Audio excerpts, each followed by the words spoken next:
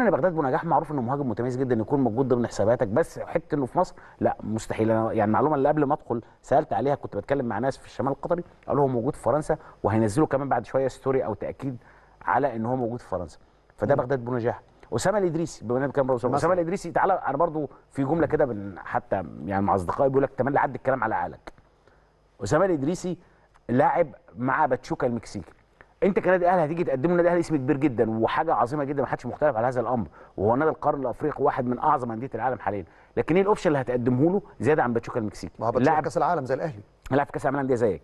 النقطه الثانيه، اللاعب بيتقاضى مبلغ كبير جدا، مش زي ما اتقال 600,000. لا لا لا، ما هو بقى يا استاذ محمد، اسامه ادريس ده لاعب قيمته التسويقيه 7 مليون يورو.